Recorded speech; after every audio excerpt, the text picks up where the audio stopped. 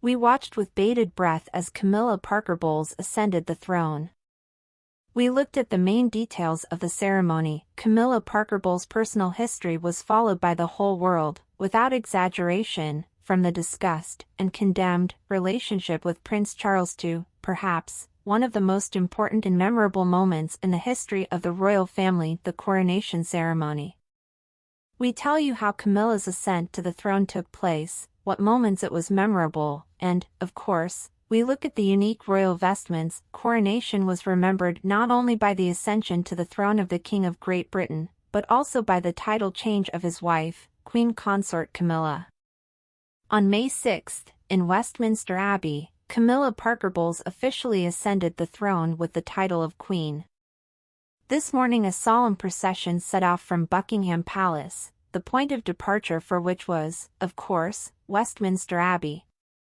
King Charles III and Queen Camilla followed this route in the Diamond Jubilee State Carriage.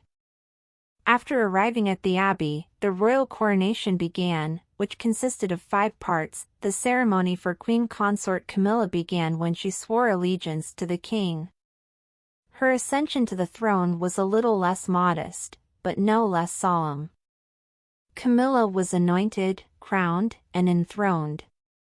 The Queen's pageants were her grandchildren, 12-year-old Gas, 12-year-old Louis, 13-year-old Freddie Parker and 11-year-old grandnephew Arthur Elliot. Camilla wore the Queen Mary crown, some of whose gems were replaced by Cullinan 3-4 diamonds, cut from the largest diamond in the world. Read also, Jewels of Kings, the most magnificent crowns of monarchs the world over that takes your breath away. In total, the silver crown is set with 2,200 diamonds and weighs 590 g. By the way, the diamonds were part of the late monarch's personal jewelry collection. This crown was made in 1911 for the coronation of Mary of Teck, great-grandmother of Charles III, who was crowned with her husband George V.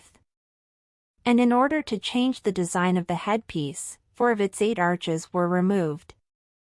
Today, for the first time in modern history, an existing crown was used for the Queen Consort ceremony, the explanation being the policy of sustainability and efficiency. Like her husband, Camilla was presented with several traditional royal regalia during the coronation ceremony: the staff of the Queen Consort with a dove, the dove represents the Holy Spirit, and the scepter of the Queen Consort with a cross, which corresponded to the scepters of the king. Both date from the first coronation of Mary of Modena in 1685, and afterwards they were used at every coronation of the Queen Consort.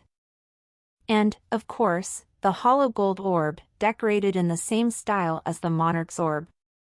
On top of the sphere is a cross, with jewels and pearls dividing it into 3 parts. This very regalia, created in 1689 for Queen Mary II, is the symbol of imperial power. Camilla was also given a Queen Consort ring. It was put on the ring finger of her right hand during the coronation ceremony. This ring was created in 1831 for Queen Adelaide and featured an octagonal cut ruby surrounded by 14 diamonds. The jewelry has been worn by all the consort queens since the coronation of Edward VII in 1902. Following tradition, the Queen changed her 2 robes at the ceremony. At Westminster Abbey she appeared in Elizabeth II's robes of state made of crimson velvet, last worn by the late Queen at a ceremony in 1953. The mantle was 5.5 meters long, and that gown was more glamorous than ever. On her departure from Westminster Abbey, Camilla wore the mantle of the estates, which was handmade for the coronation by tailors from the Royal School of Craft. The design of the mantle continues the theme of nature, so controversial after careful consideration of the invitation.